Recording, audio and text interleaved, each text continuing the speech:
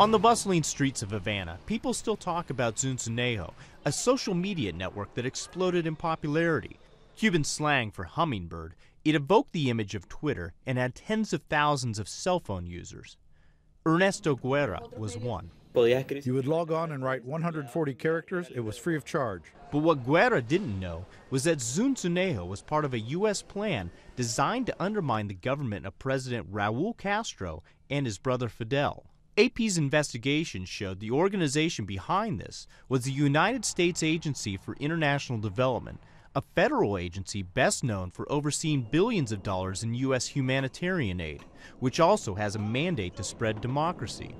The secret plan was led by USAID manager Joe McSpadden, who refused to talk to AP. Was this a covert operation?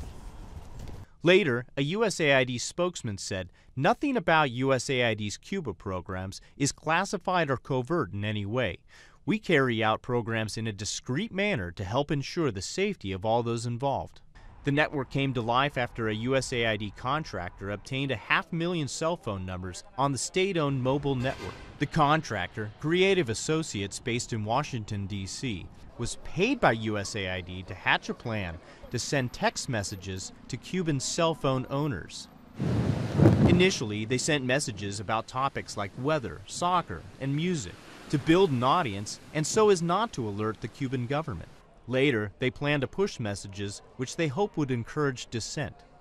One USAID document said the aim was to renegotiate the balance of power between state and society. Secrecy was critical. Another document reads, "There will be absolutely no mention of United States government involvement." They didn't want anybody to know what they were up to. Former CIA analyst Fulton Armstrong was working for the Senate Foreign Relations Committee at the time.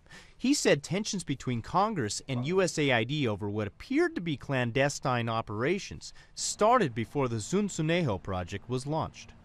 We were told we couldn't even be told in broad terms what was happening because, quote, people will die. USAID said in a statement that it is proud of its work in Cuba to provide basic humanitarian assistance, promote human rights and fundamental freedoms, and to help information flow more freely to the Cuban people, whom it said have lived under an authoritarian regime for 50 years. The agency said its work was found to be consistent with U.S. law.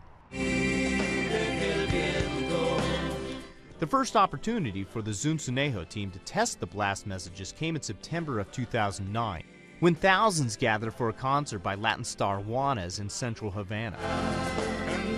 In the weeks leading up to the concert, Zunzunejo sent out 500,000 messages to see if Cuban officials reacted. Overseas, front companies financed from a bank in the Cayman Islands were set up to prevent Cuban authorities from tracing the real source of the messages. It's a really sad story when you have bureaucrats with some political intervention going around running operations for which there's no oversight and no transparency. The plan never got to the point where any messages were sent to spark dissent against the Cuban government. In 2012, the texting service stopped abruptly when USAID said the funding ended. Damn, I was on the service for so long and never realized what it really was. Guerra wasn't the only one. Until now, few knew Zunzunejo's real purpose. For young Cubans, its disappearance was as mysterious as its origins. David Bruns, The Associated Press.